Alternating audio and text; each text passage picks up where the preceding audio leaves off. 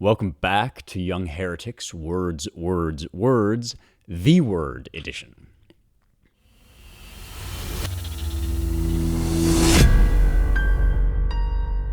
Well, have you heard?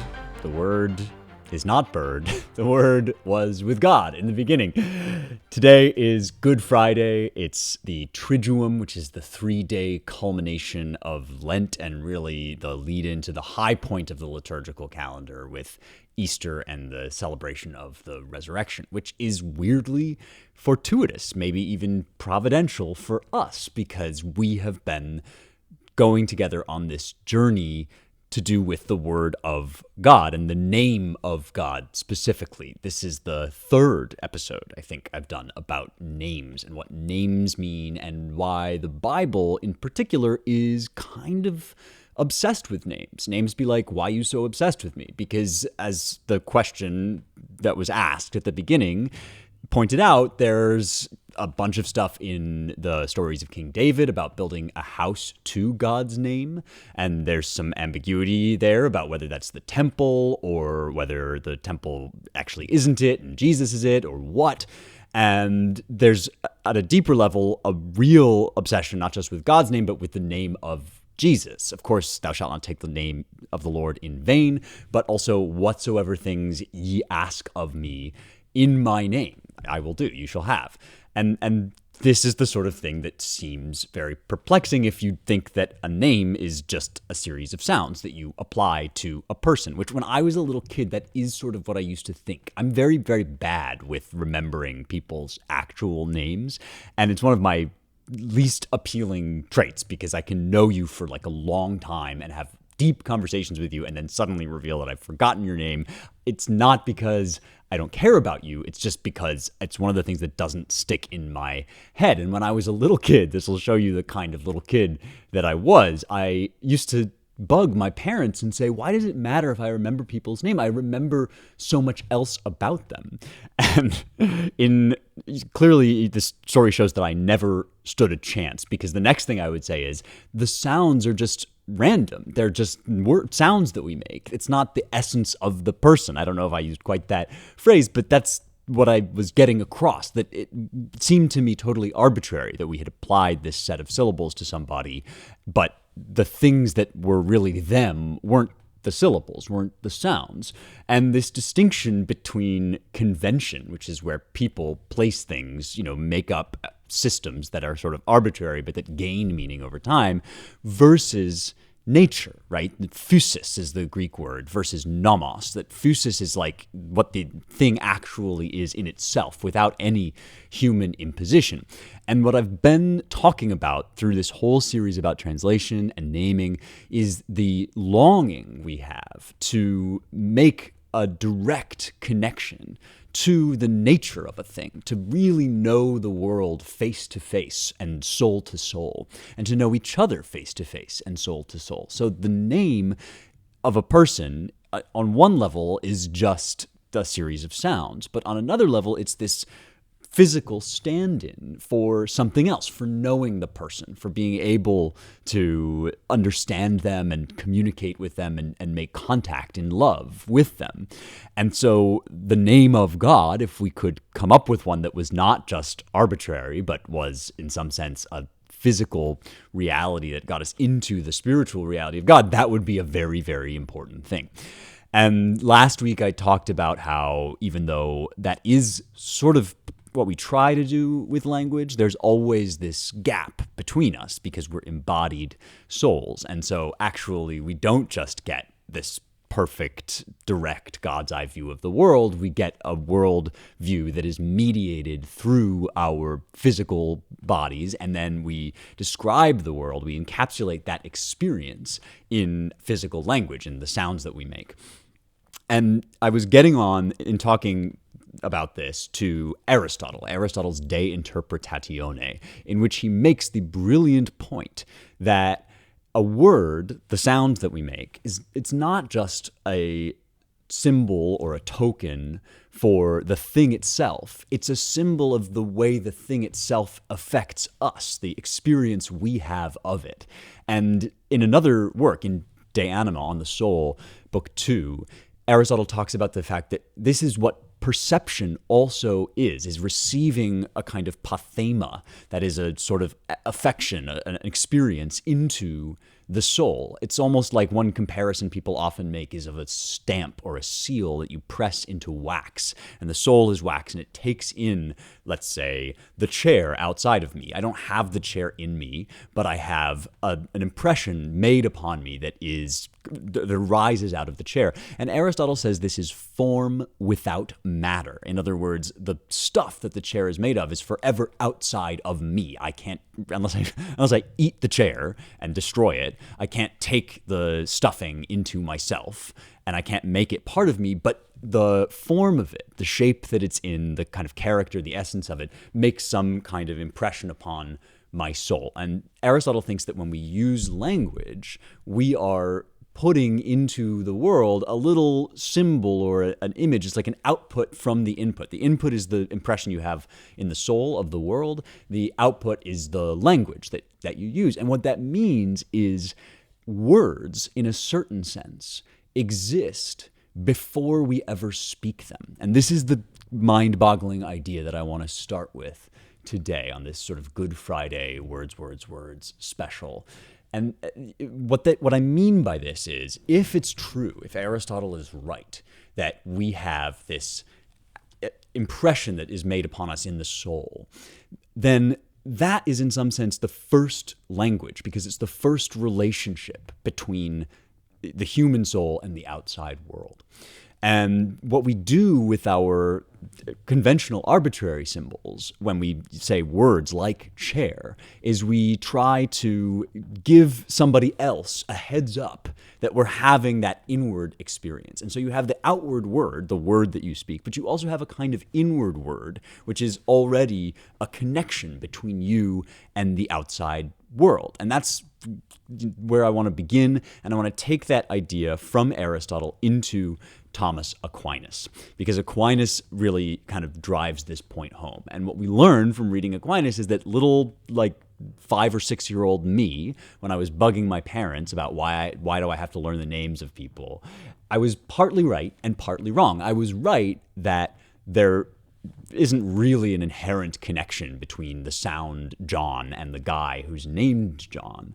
But I was wrong that it's totally arbitrary, or that we don't need that kind of thing to symbolize the person, because the person is already, in some sense, a word within us. In other words, even if there's more to the person than we know, all that we know of the person is formed in our soul, in the experience that we have of him. And so there is already a kind of inward name that we have for the person. And yes, if we all decided instead of John to use the syllable quek for this guy, then it would work just as well. His name would still be Quek. But because we all have a similar experience, Aristotle says that the inward experience is the same for everybody, or at least analogous for everybody, even if the outward word is different from language to language. And because we all know the same guy, and because there is a real person called John, we need to agree on at least a name that we use.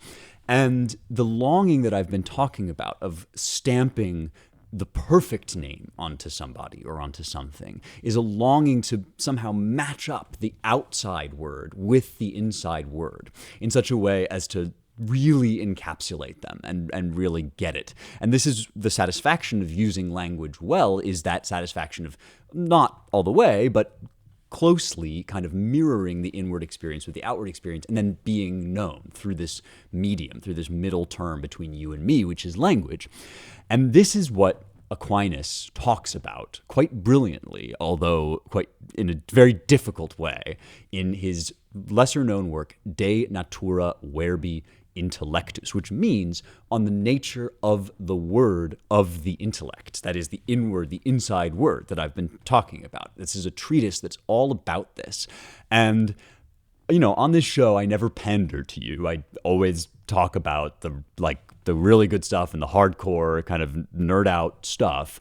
But even for us, this text is kind of difficulty level extreme, I would say. It's not an easy book to read. It's made harder by the fact that there are English translations, but they're not in my opinion, all that good, because this is a book that uses a lot of very technical Latin. It's really wrapped up with sort of medieval academic language and terminology. And in order to get that across in an eloquent way, you have to make some concessions. You have to be a very sophisticated translator. And this work has not yet had a sophisticated translation. And so what we're going to do here, as I talk to you about this book, this is the medieval philosopher Thomas Aquinas on the nature of the word of the intellect, about the inside language that we try to reproduce with our outside words.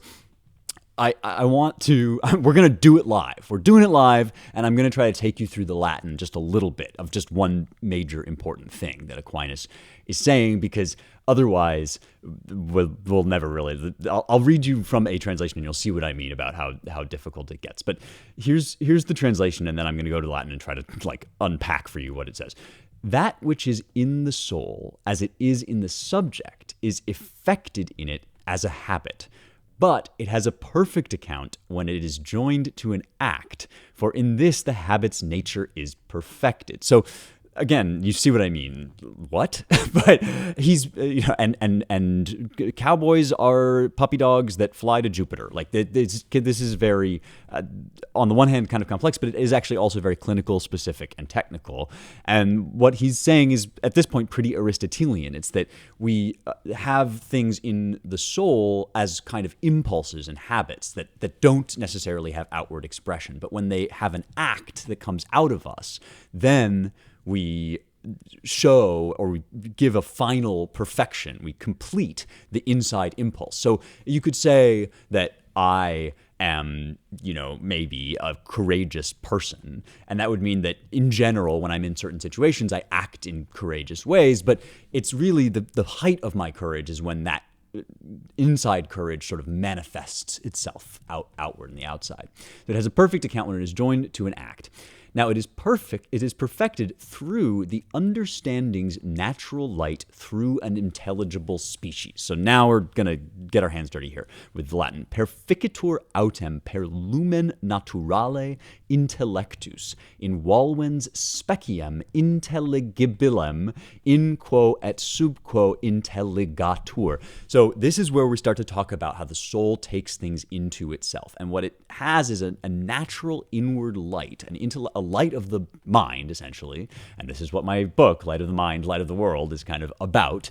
In volvens speciem. Now, in the translation, you get species, but it kind of means species. What it really means is the sort of form of the thing, the face or the visage of the thing. And it's that same thing that we take into ourselves. When I look at the chair, I see that I get the form of the chair without the matter. So I'm taking into my soul an intelligible species, under the heading of which the thing is understood. So because there is such a thing as chair in the general sense, the chairness of that particular chair lands in my soul and is understood with the natural light of the intellect. And that's what Aquinas is talking about. Now, here's what he says next.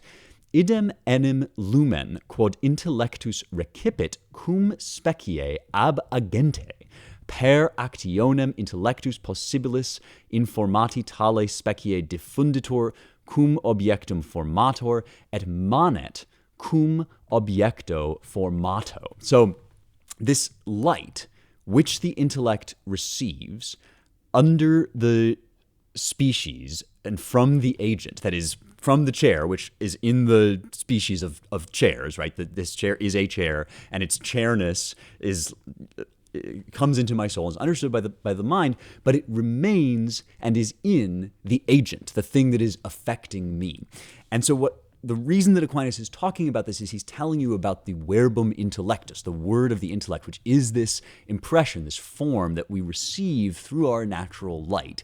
And then that is really the fundamental language. It's not the thing that we say or write on the page. That is like a iceberg tip of this very, very deep underlying thing that we are always doing whenever we perceive the world. And this is why human beings are the language-using animals. It's not because we often say words. Even before we say words, when we are babies, when we are starting to experience the world in a way that is rational, we are still the language-using animals because this deeper sense of language is going on in us. It's core to what we are. It's the nature, really, of being or having a human consciousness. Even if you are talking about somebody who's terribly mentally handicapped in some way and can't speak, can't use language, or has been struck dumb, that person is still, in some sense, a language creature, a creature of language, because everything that we are is just taking in the outside world and forming it in the consciousness. It's inherent in the outside world, but the consciousness forms it and gives it shape. And the language that we use, that we usually talk about when we talk about language, is really just the sort of final step in that process, which is why at the end of the book of Genesis, the last thing that happens is that Adam gives names to the animals, because God creates the whole world, puts Adam in it as an image of himself, and then once the world has made an impression upon Adam, the Adam, who is the language-making creature, gives names. He has a creative role to play, and that is the role that we have of making language and making outreach and expressing ourselves. But notice something. Adam is in the image of God. And this is his nature as the image of God, is to be this relational being that takes things in and puts them out with a kind of new spin. And this is seen, we experience this when we know that although we all have the same impression generally of the world, and the world isn't arbitrary and we can't just make up whatever we want, we also each see the world just a little bit differently. And this starts to get really trippy when you think about like what the nature really is of identity, and the fact that when you and I are in a conversation, I'm experiencing from you in my soul a part of you that only I quite see. And it's not a totally different person from the person your mother knows, but it's not exactly the same soul impression either. And so the real name of you, if we could ever get to it, would be the sum total of all of those impressions, if there were somebody who could see you in that way. And there is. It's God who sees us from the beginning, and this is why in the beginning was the Word, because this element of language making that is at the core of us is an image, a little picture of who God is and why God himself speaks and creates at the same time. Because this nature of language, which was us taking things into the intellect and then sort of stamping it or giving shape to it in this material way, is a little tiny version in microcosm of what God does when he creates the world. And so in the Gospel of John, when he says, in the beginning was the Word and the Word was with God, it's a commentary, among other things, on the book of Genesis. Because the next thing, of course, that John is about to say is that the Word dwelled with us, that it eske nosen and hemin. And this is why Christians believe that Jesus himself is the house built to God's name. It's not because he had the special combination of syllables that he knew and could say, and that was right, but because he himself was a clothing in flesh in the material world of something inward and inexpressible about God, so that it could be communicated from God to us in just the same way as we take in the chairness or the experience that we have of John or Bob or Steve, and we put out then into the world this final consummation, this embodiment of our inward experience. And as a side note, but one that is directly related to everything we've been talking about on the main Tuesday episodes of the show, this is exactly why Dumbledore says in Harry Potter that words have always been our most ancient source of magic. Because if you understand what the verbum intellectus is, the word of the intellect, the inward experience that is the core of language, out of which the outward word comes, then you realize that to know something's true name, which is this very powerful concept in stories of magic, would really be, in some sense, to understand it so perfectly that you have a complete grasp of every particle from every angle. And that's why in all of these stories, like, you know, Ursula Le Guin, Tales from Earthsea, for example, or there are other, examples, The Name of the Wind, if you've ever read the Patrick Rothfuss book. In each of these fantasy novels, there is this trope that if you know something's true name, and it's usually in some language that nobody else speaks for any reason, if you know something's true name, you can control it or you have power over it, because the name, the outward name in that story is like a symbol of the real inward name, which is having total understanding of something. And it's true that the more you understand something, of course, the more you can control and manipulate it. And this is what, for example, science enables us to do with the material world, and why science and magic are so closely intertwined in this way, and why science also often starts to look like the Tower of Babel project. Because remember that when the Tower of Babel builders start to build their temple, they say, let us make a name for ourselves, meaning let us essentially grasp in material human language the essence of everything, so that then our speech can be synonymous with or identical with controlling things, having power over the world. All of these stories point to the same truth, which is that to know something's name in the deepest sense would be to have either control over it or communion with it. And that's the choice that we're offered. If language really finally is an act of imposition of the will upon the world, then to know something's true name is to cast a magic spell upon it and to distort it and contort it for your own evil sorcerer's purposes. But if as Aquinas says, if it's true that the lumen, the species, the form of the thing that comes into us from outside remains with the thing outside, that is part of the thing itself and is only coming into us, then actually what we're going for when we go for the name, the true name of something, is not control so much as communion, so much as interrelationship and deep, deep entanglement. That's what we are talking about when we talk about the name of something. We're not talking about, oh, did I say the right syllables? We're talking about, did I make communion with the reality of something outside of me, which is just another fancy way of describing love, right? So it's not about abracadabra. It's not about, if I say Jesus and then pray for whatever, for $1 million, then suddenly I'm going to get $1 million.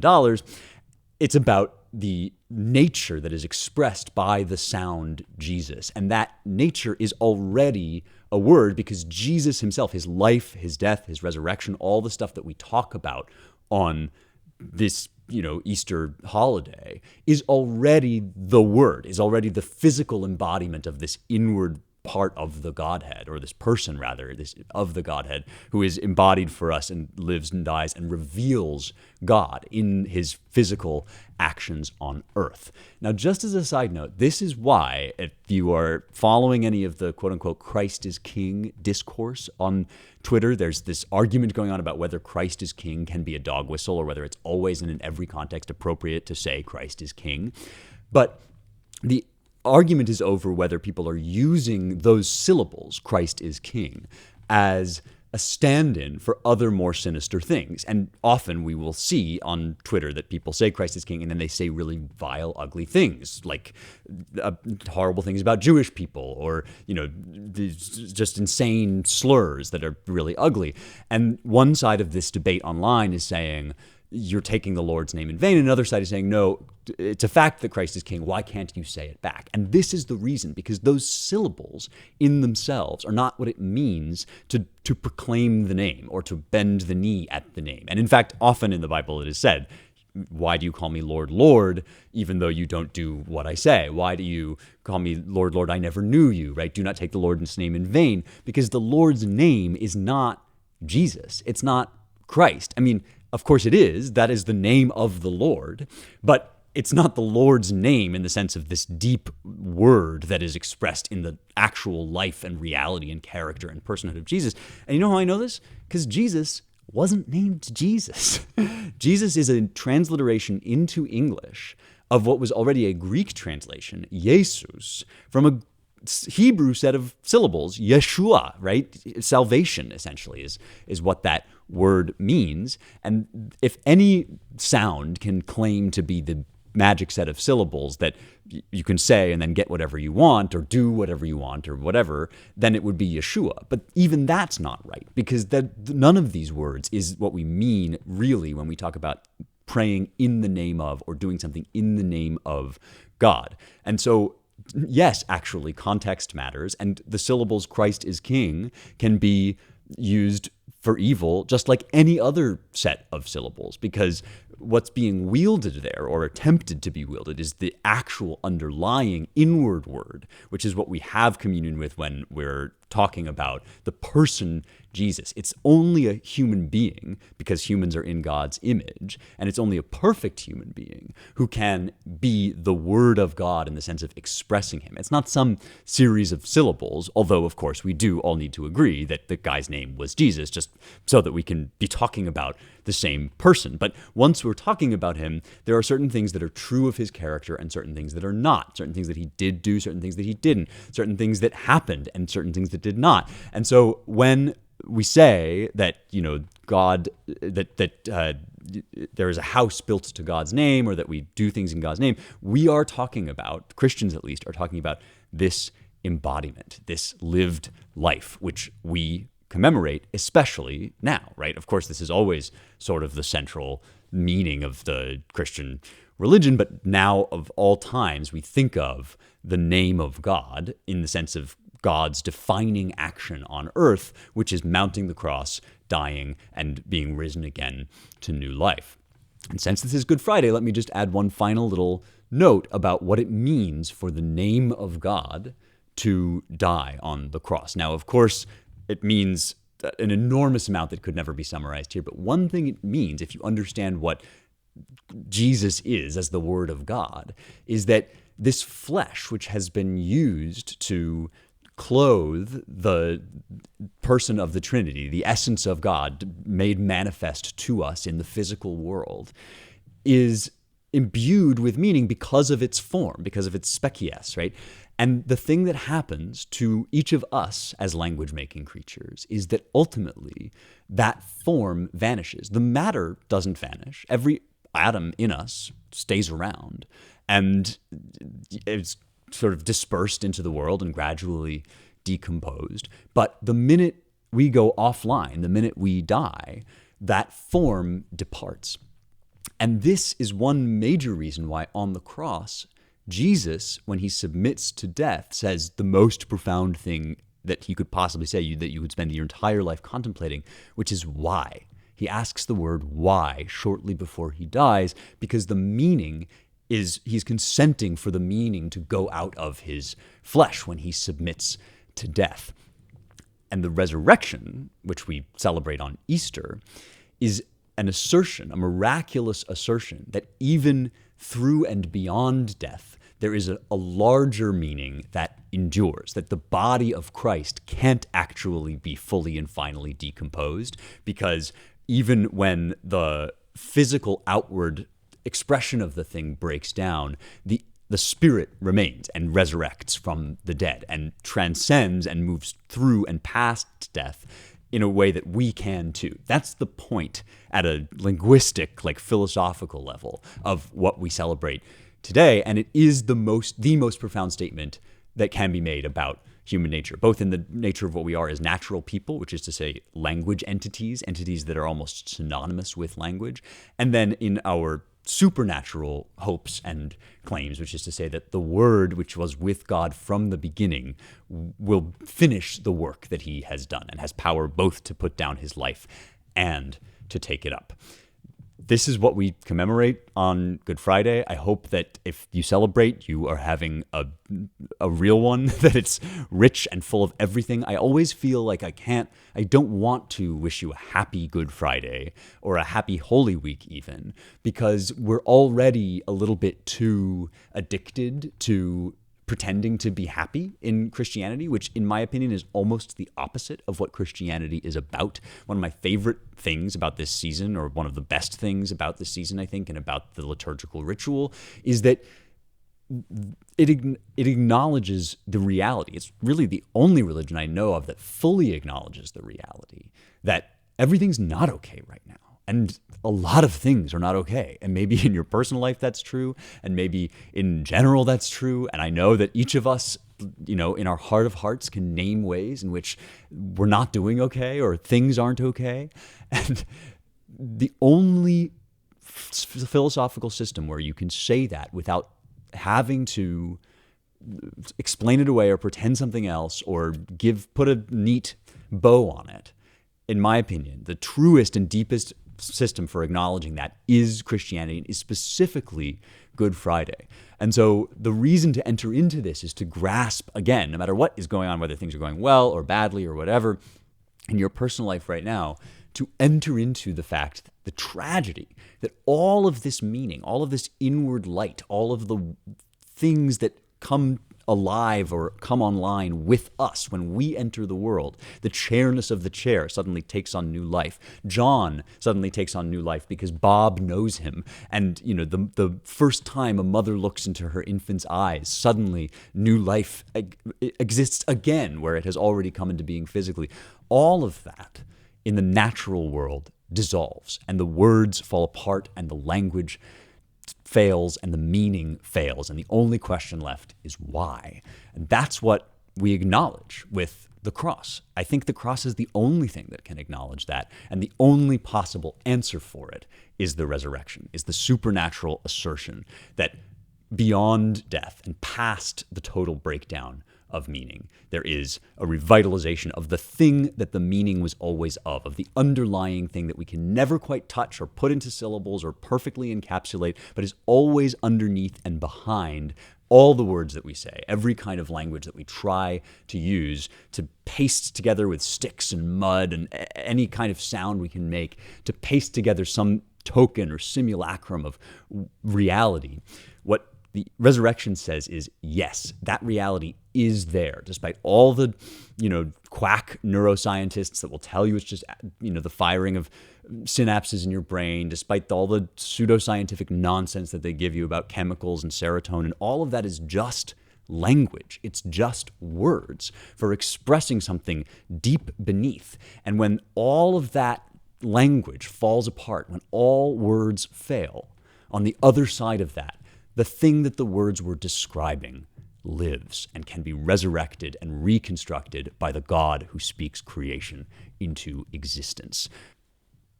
Have a very blessed Holy Week and a joyous Easter day when the meaning comes back into the world. See you next time for more truth, beauty, and the stuff that matters.